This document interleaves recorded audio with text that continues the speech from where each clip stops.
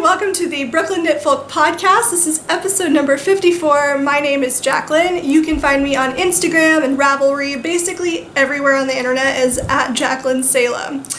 I am currently joined by somebody in this building who's playing music really loudly, so I hope that you cannot hear it. I'm going to do the best I can to kind of mute that in editing, but if you can, I'm really sorry about that.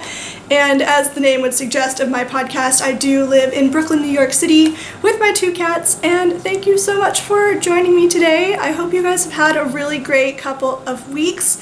I have been so busy. I've had a friend visiting me for the past few weeks, and it's been amazing. I love having her here. I mentioned it in the previous episode, but she just left a few days ago, and now I have my apartment back, but it was just this whirlwind of plans and museum trips and all of that. I'm sure you guys saw the clips already in the intro of the episode, but it was so much fun. But because of that, I did not get a ton of making time, obviously, so I don't have a whole lot to show you.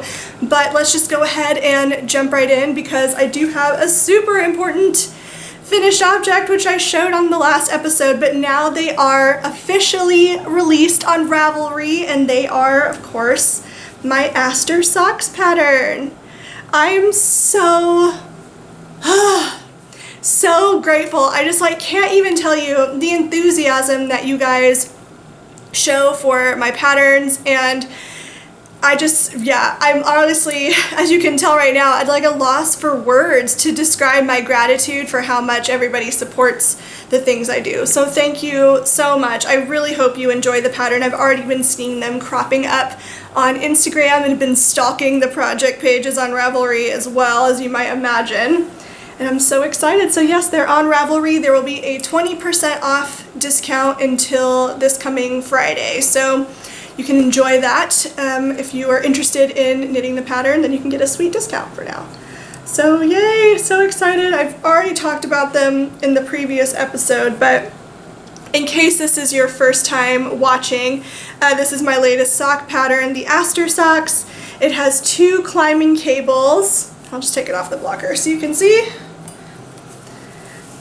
two climbing cables on either side of this. It frames this lattice motif in the center. These cables represent patience and fortitude, the lion statues outside of the New York Public Library, for which this was inspired by.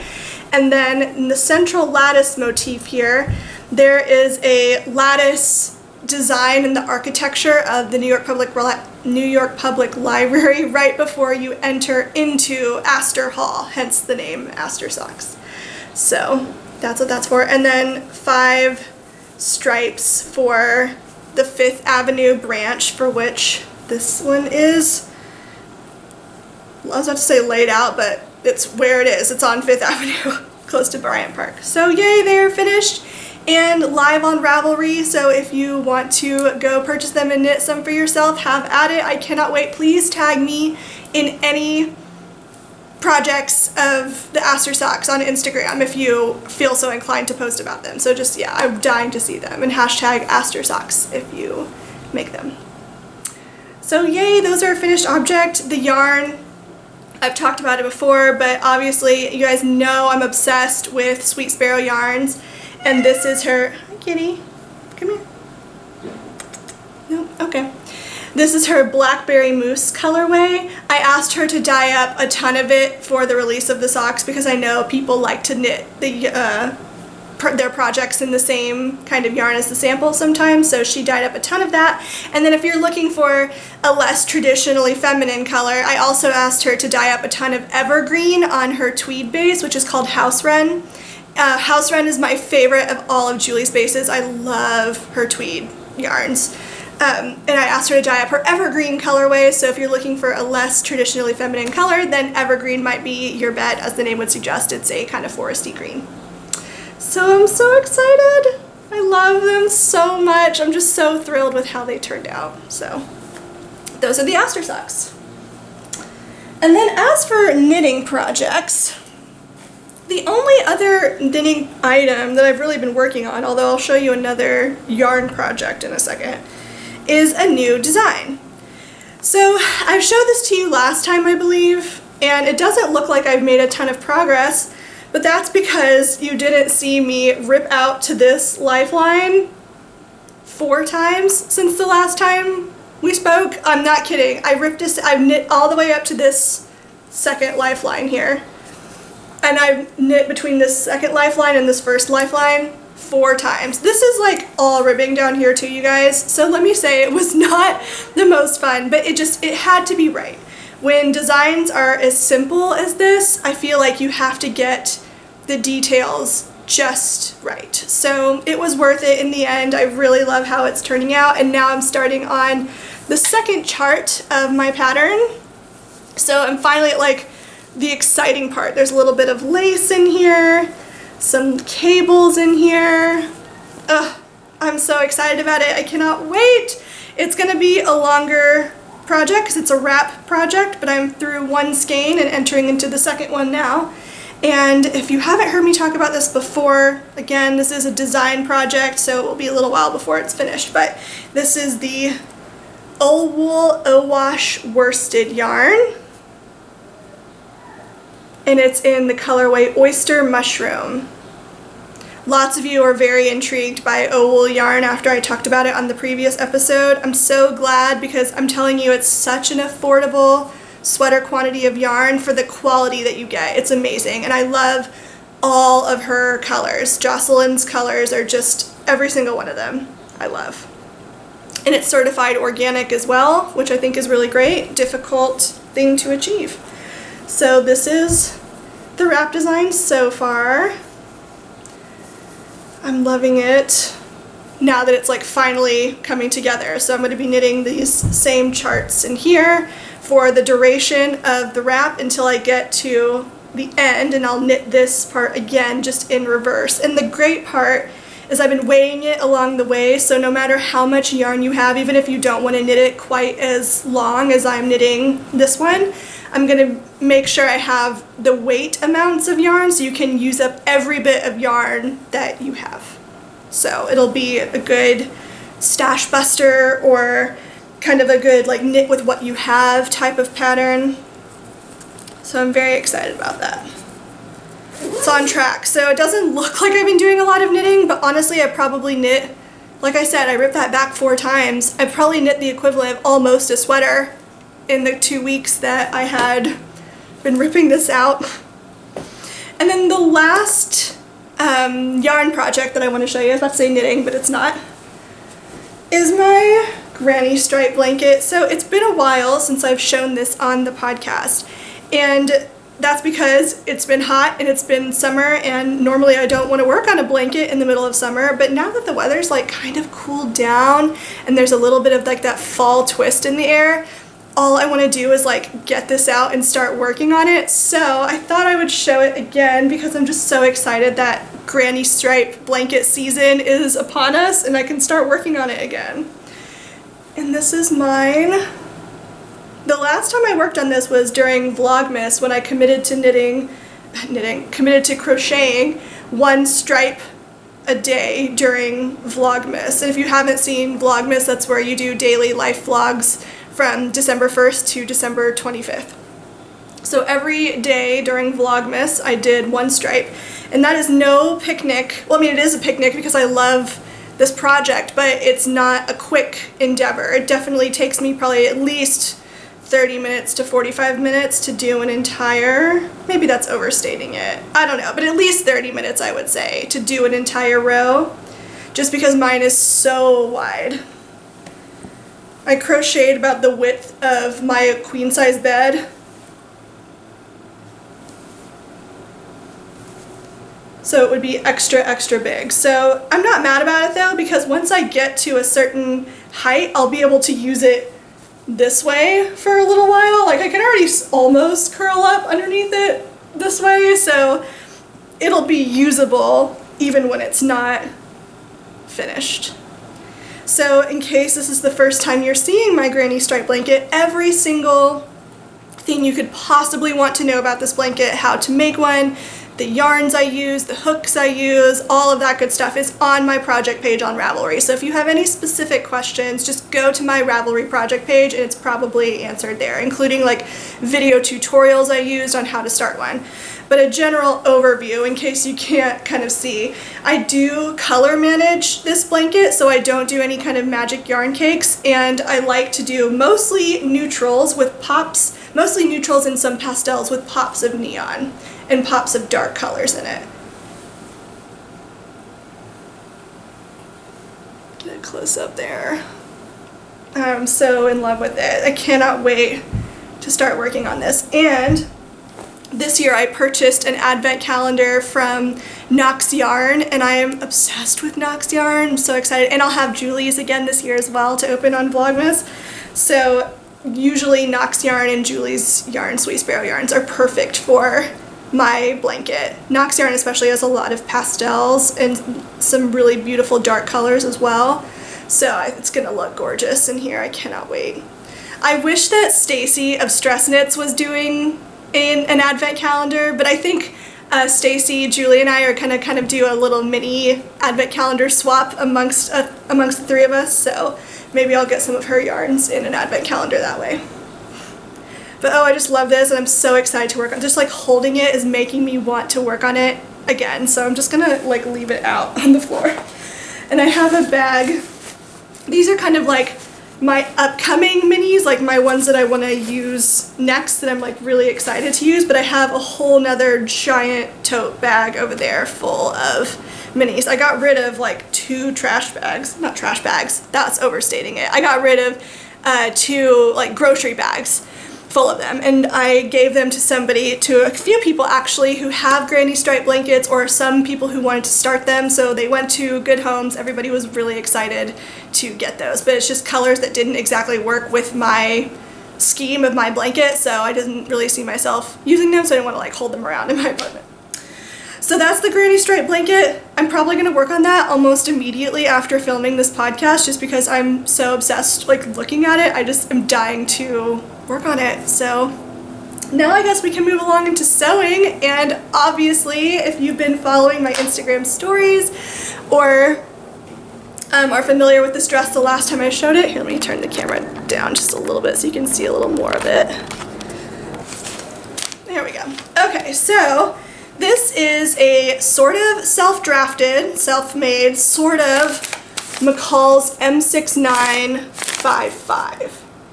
So what makes it M6955 is that for view C here, make sure I'm pointing to the right one, yep, view C right here, I used the skirt. I added an extra, I believe like 2 inches to it because it looked suspiciously short. I'm glad I did because I used every bit of it and I love the length that it is. It's like not too short. My rosy dress I think turned out just a little bit too short. I can still wear it. I'll still wear it to work even. It's just, it's a little on the short side for me. But this is the perfect length. I'll stand up. Although I'm sure on Instagram you guys have seen so many pictures of me wearing this dress. I'll show you the back in a second. And then the reason why it's sort of self-drafted is because I used the racer back piece on view B. I cut the bottom of the racer back as the bottom of the back bodice of the dress and then turned it into a crisscross back dress. I'll show you. This is so awkward. And I'm wearing a bra right now. Normally I guess I could wear a strapless bra with it.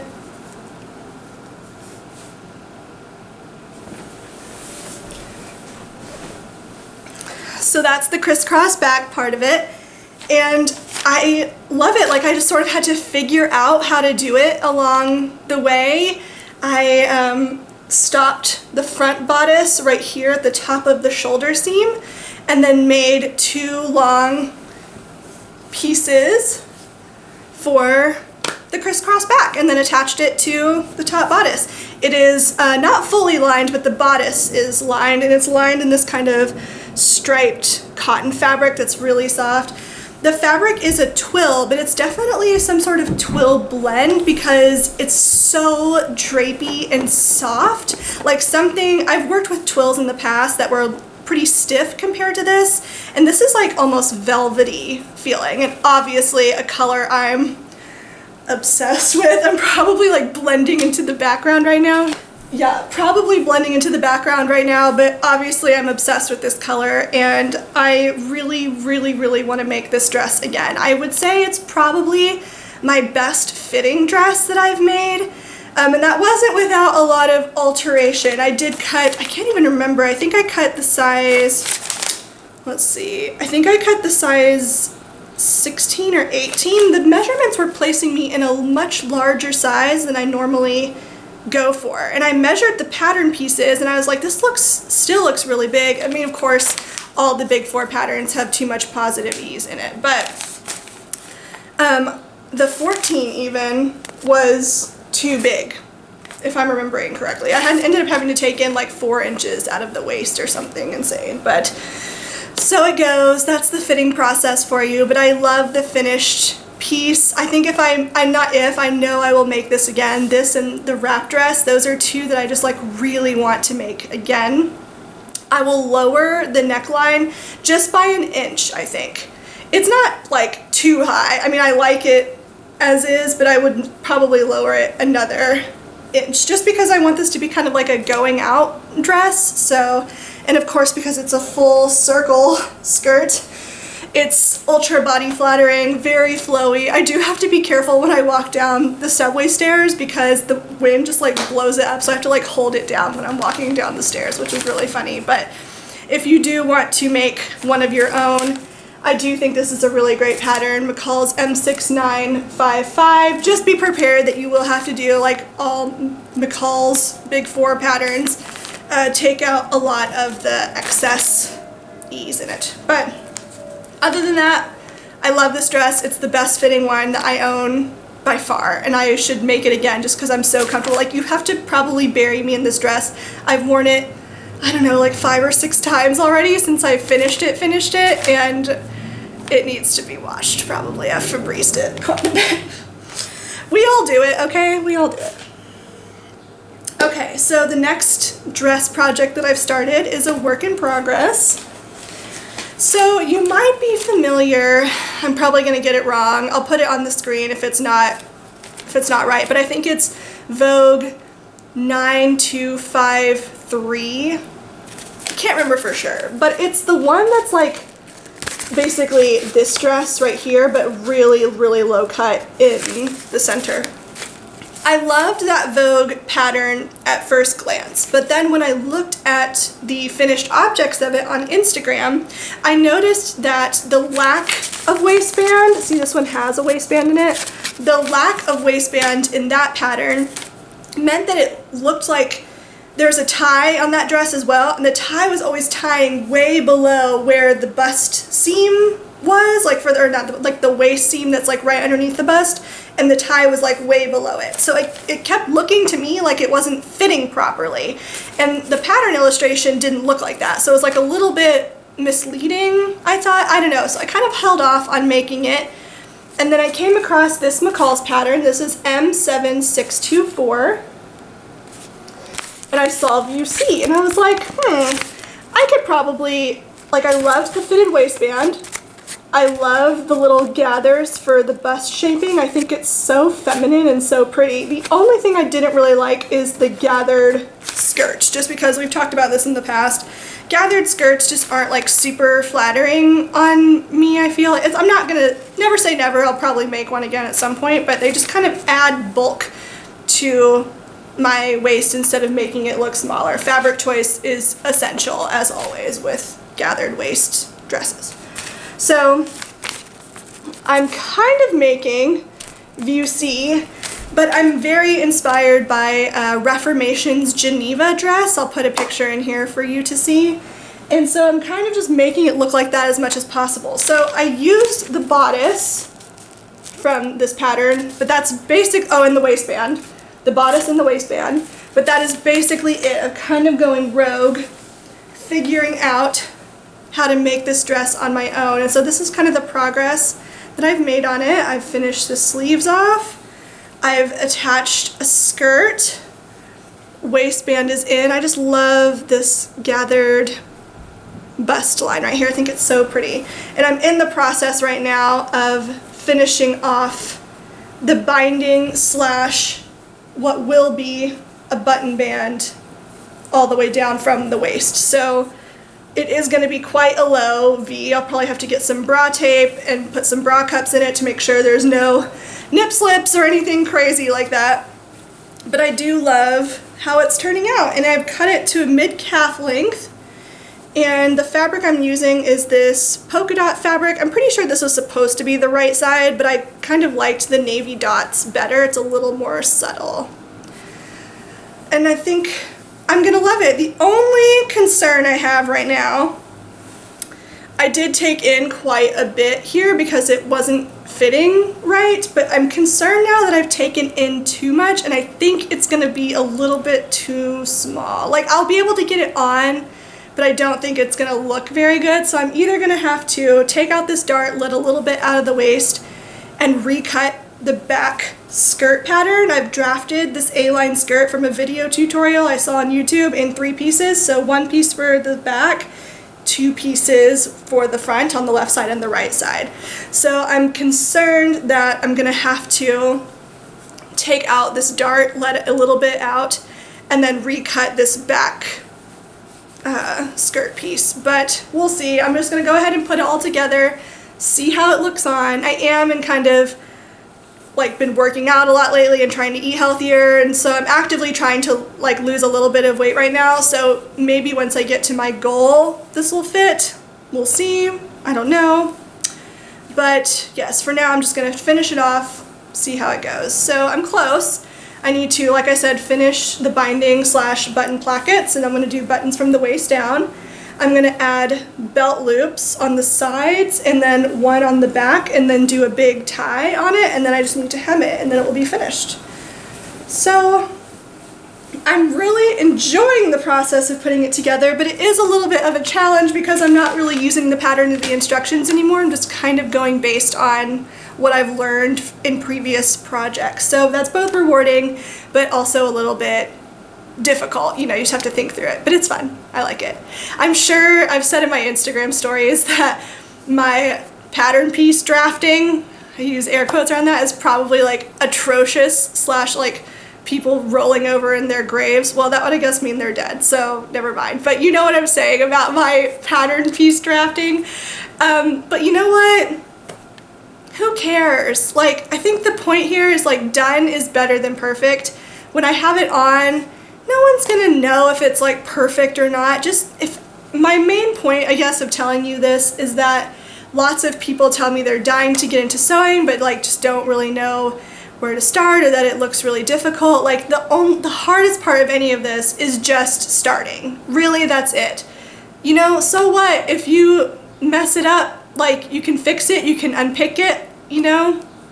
The only thing I guess is that you've cut the fabric, so you can kind of waste money on materials. But if you practice on, you know, more inexpensive fabric first, just go for it. You know, what's the worst that could happen, I guess is what I'm saying. So that's really it for my knitting and sewing content this week. I like the progress that I've made on my projects. I'm really enjoying what I'm working on. I do have one acquisition that I want to show you. John Arbin Textiles got in touch with me because they have added several new shades to their Harvest Hues range of yarn. And they asked if I wanted to kind of like review it or like take a look at it, tell them what I thought, and I was like, yeah, definitely. I mean, I've never gotten a chance to work with John Arbin Textiles yarn before, so I jumped at the chance because I hear about it a lot, especially for the UK festivals. So because I haven't had an opportunity to go to any of those, I really wanted to see for myself, you know, what it was all about. And so this is their Harvest Hues line. It's 65% Falklands Merino and 35%, oh my gosh, bear with me, it's a Dutch word. I did look it up, like how to pronounce it, but I'm sure I'm not gonna do it right. So 35% Zwartwolves, right there. Zwartwolves? I don't know, something like that.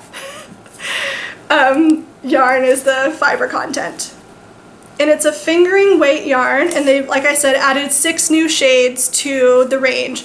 They, I did ask if I could have a specific color just because not all of the shades, I'll show you, are my colors, but I love, hope you can see that there.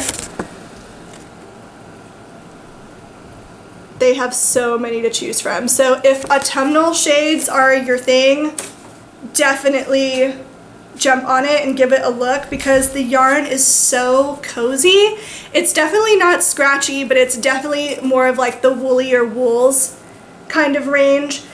When I got this, it's like one of those yarns that I wanted to cast on immediately and make a pair of socks with because I feel like it would be such a cozy pair of socks. Like, I would never take these off in the wintertime. I just know. And I'm obsessed with this color. This isn't one of the new 6 shades that they have. They did send me another one of those. This is the Rose Bay, I believe. Yes, Rose Bay colorway, and it's kind of one of those mauve-y, purpley pink colors. So, so stunning. I love it. Love it. So maybe this will be like heels and toes for this yarn, and maybe I'll just do like a ribbed sock or something simple and textured. Although I will say this would definitely show off patterned designs really well, just because of this kind of like the way it's dyed. It does have a halo to it, so it would be good for like multiple gauges, I think, because the halo would kind of fill in any of the gaps of something. So yes, I really just like love this and cannot wait to cast this on. Like I said, when I got it, I just immediately wanted to cake it up and cast on a pair of socks. So yeah, that's the Harvest Hues yarn by John Arbin Textiles. I'll keep you posted on this, obviously, and they did send this to me to review, but all the opinions are my own, of course. I would never show something that I didn't actually like. So there we go. And that's it for the episode today, you guys. I hope you enjoyed. If you liked it, please give me a thumbs up. And if you want to subscribe to see new videos, you can do so. I try to post videos every 2 weeks or so, but it kind of gets fuzzy in the summertime. But probably starting now and towards winter is when it's going to get pretty regular. So stay tuned for a new episode in the next couple weeks. And I will talk to you soon. Bye!